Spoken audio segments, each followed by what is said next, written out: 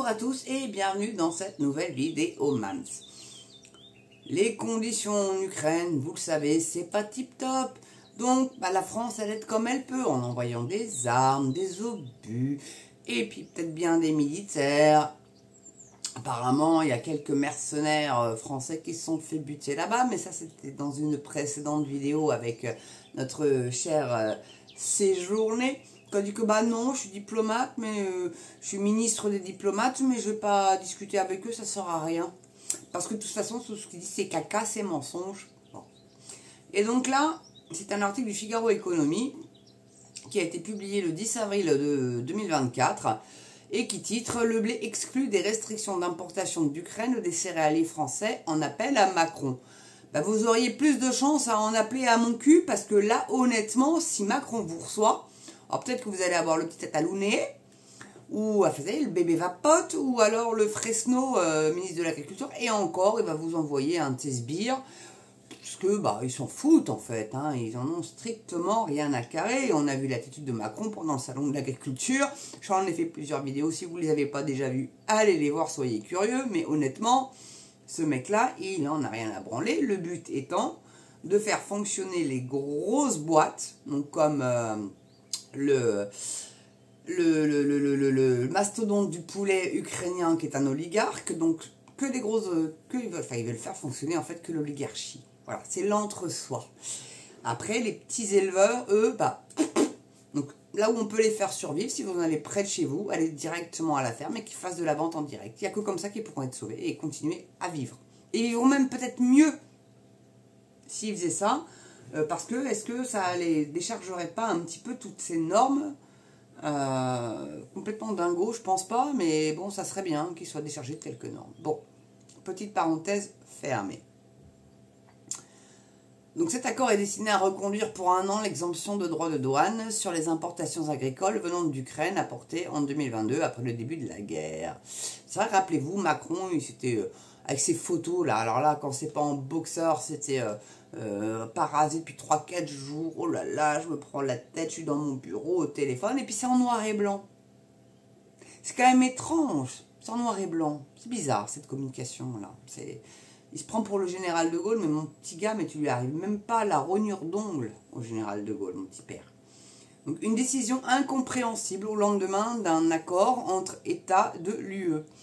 Les eurodéputés prévoyant des freins aux importations agricoles ukrainiennes, dont sont exclus le blé et l'orge. Le président des céréaliers français demande une rencontre en urgence avec Emmanuel Macron. Comme j'ai dit précédemment, rêve pas, t'as plus de chance à voir mon cul que de parler à Macron. Pour te dire à quel point t'as de la chance de le faire. Parce que mon cul, t'es pas prêt de le voir. Bon, bref. Donc cet accord destiné à reconduire pour 1 an l'exemption de droits de douane sur les importations agricoles venant d'Ukraine, adopté en 2022 après le début de la guerre, a été approuvé formellement lundi soir par les ambassadeurs des 27. Donc les 27 pays de l'Union européenne, comprenez. Hein? Donc il n'y en a pas un qui s'est levé contre. Pas un. Pas un. Donc pour répondre à l'inquiétude des agriculteurs européens, qui accusent l'afflux de produits ukrainiens de plomber les prix locaux et de relever une concurrence déloyale, de respecter les mêmes normes, Bruxelles a introduit un frein d'urgence. Les importations exemptées de droits de douane de volaille, de sucre, de maïs, de miel, d'avoine et gruau, donc c'est une préparation de grains dégermés, hein, seront plafonnées au volume moyen importé entre mi-2021 et fin 2023, niveau au-dessus desquels des tarifs douaniers seront automatiquement réimposés. Ah ouais?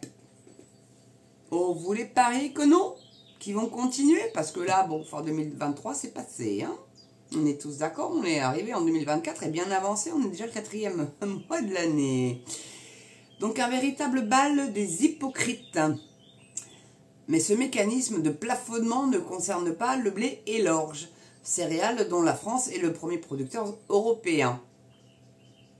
Ah ouais, alors l'orge peut-être. Alors le blé certainement pas, c'est la Russie et l'Ukraine. Hein. Le blé ça se saurait. Hein. Non, l'orge peut-être, c'est possible l'orge, mais pas... non, pas le blé tendre. Non. Non, non, dites-moi vous, hein, s'il y a des agriculteurs qui me regardent, dites-moi si c'est vrai ou si quelqu'un sait. Hein, je pense que l'orge c'est possible, mais le blé, je crois pas que ça soit nous. Alors on en exporte 30% de notre production, donc plutôt que d'en importer d'Ukraine, on ferait mieux de garder nos 30%. Parce que le blé, ça vaut tripette. Hein, sur le marché, c'est pas cher. Hein. Donc bon, après qu'on vende nos spiritueux, nos grands vins, etc. Là oui, là on peut vraiment aller être taxé à blinde. Mais bon, sur le blé, honnêtement, je vois pas trop l'intérêt. Donc plutôt que d'en importer, bon, bref. Ils pourraient nous importer de la vodka. Je pense qu'il doit y avoir de la vodka ukrainienne. C'est pas la panacée des Russes, hein, je pense pas. Non, on va importer de la vodka ukrainienne. Je crois que la Zubrovska, je crois que c'est polonais, celle-là, avec l'herbe de bison dedans. Elle est très bonne, celle-là, d'ailleurs. Elle est un peu liquoreuse, elle est pas mauvaise. Je la préfère à la Smirnoff ou voilà. Je suis pas très vodka, je suis plus tequila et gin, moi, mais voilà, à tequila, je vous conseille. C'est génial, la tequila. C'est génial.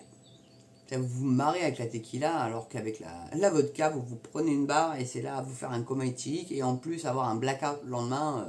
Et j'y ai fait quoi, moi? Comme connerie, ouais. C'est pas top la vodka au niveau du cerveau, je vous garantis. Hein. C'est de l'alcool de pomme de terre, hein, il faut savoir. Donc, il faut que ça arrête de sauter ma page là. Donc, j'en étais où, moi, donc, du coup? Ah, j'en étais là. Donc, oh oui, je vais te accepter tes cookies, qu'est-ce que tu m'emmerdes. Donc, un véritable bal des hypocrites. Mais ce mécanisme de plafonnement ne concerne pas le blé et l'orge, céréales dont la France est le premier producteur européen. Oui, alors c'est là où je me disais, oui, excusez-moi, j'ai déjà lu, ça m'étonne. Mais vraiment, hein. Je sais pas, dites-moi dans les commentaires ce que... Mais bon, donc... Ah, et ça ressaute, mais c'est pas possible, il faut arrêter. Ah, le Figaro, la page, elle saute systématiquement, c'est agaçant. Figaro, faites quelque chose. Bon. Donc, du coup, j'en étais où, moi, bon Dieu de bois? C'est franchement... Alors, refuser d'inclure le blé tendre et l'orge dans les mesures automatiques de l'accord temporaire avec l'Ukraine est incompréhensible. Qu'est-ce qui peut justifier d'exclure le blé alors que son importation en provenance d'Ukraine a été multipliée par 20 depuis 2021 sur le territoire européen, demande Éric Thiron. Donc c'est même pas nous les plus gros consommateurs de blé, hein. C'est plus les pays du Maghreb, l'Afrique, etc. pour faire leur semoule, etc. Alors c'est vrai qu'on est des gros consommateurs de pain, nous, mais bon. Moi j'achète de la farine normande, par exemple. Voilà. Je suis localiste quand je peux. Voilà. Si ça peut éviter... mais je n'achète pas des trucs qui viennent d'Ukraine, mais bon, en même temps, ça sera peut-être pas indiqué non plus hein, sur l'emballage, hein, parce que bon, ils s'en foutent pas mal des lois, on a compris. Donc ça s'est quand même multiplié x 20. Hein. Alors qu'on en exporte 30%, nous. On est 30% excédentaire en blé, donc, mais bon, bref. Donc ça a été multiplié par 20. Alors, Éric Thirouin, le président de l'association des producteurs de blé et d'autres céréales AGPB, le demande dans un communiqué publié mercredi. La promesse de la Commission européenne d'un suivi renforcé du marché ne rassure pas les céréaliers.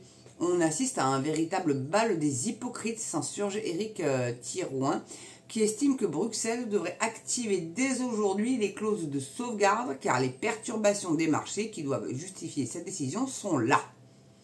Il martèle que les céréaliers français et européens ne couvrent désormais plus leurs charges de production depuis des mois. Cette situation intenable pourrait aboutir à de nouvelles mobilisations agricoles sur les territoires, prévient Éric Thirouin, qui souhaite rencontrer en urgence le président de la République pour enfin aboutir à des solutions concrètes pour tous les céréaliers. Ouais, et bah bon courage à toi mon gars, mais c'est vrai que comment elle s'appelle hier alors on dit aïe ou ailleurs, je sais pas trop comment on le prononce celle-là, mais elle a déclaré dans son meeting que bah non, on continuait le bordel.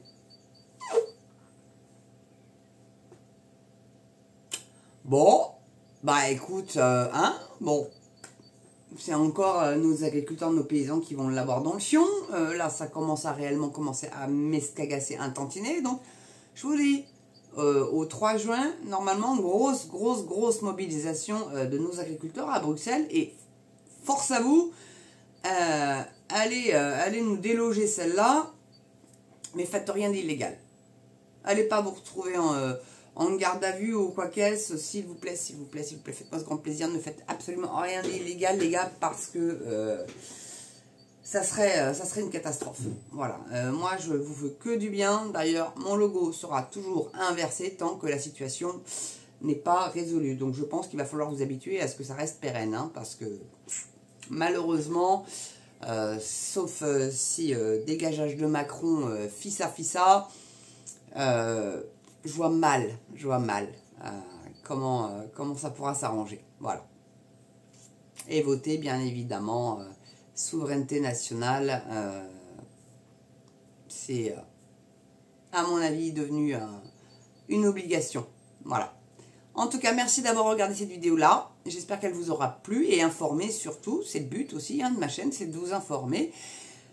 N'oubliez pas, pouce, cloche, abonnement, allez-y à fond. Partagez cette vidéo si elle vous a plu sur vos réseaux sociaux ou au bouche à oreille, hein, à l'ancienne. Ça marche aussi très bien. Profitez du beau temps, tant qu'il est là, parce qu'ils ont prévu des gelées bientôt. Donc c'est réellement le yo-yo les températures en ce moment. Un coup de chaud, un coup de froid. Mais c'est un peu ce que le gouvernement fait avec nous. Hein, chaud, froid, chaud, froid, chaud, froid. Donc c'est la méthode pour vous embrouiller, ça marche bien. Bah, c'est le climat mais aussi, on est bien barré.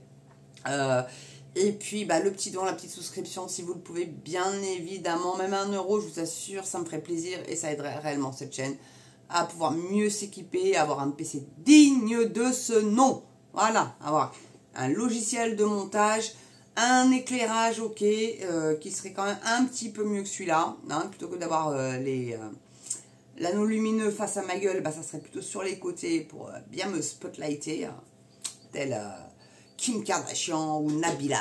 Non, je rigole. Je veux absolument pas être influenceuse comme ça. C'est pas du tout le but de la chaîne. Elle est juste là pour vous informer. Vous savez, la ligne directrice, c'est de dire tout ce que vous pensez tout bas et ça restera comme ça. Et non, je ne prendrai pas le boulard. Même à 100 000, 300 000 abonnés, si j'y arrive un jour, j'espère, ça serait cool. Mais ça sera toujours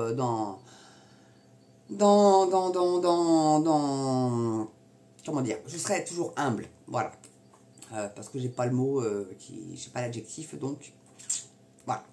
En tout cas, merci d'avoir regardé cette vidéo, mes amis. Surtout, n'oubliez pas, portez-vous bien, prenez soin de vous, et moi je vous dis à très bientôt pour une prochaine vidéo sur Mams TV. Allez, je vous adore et je vous embrasse. À ciao.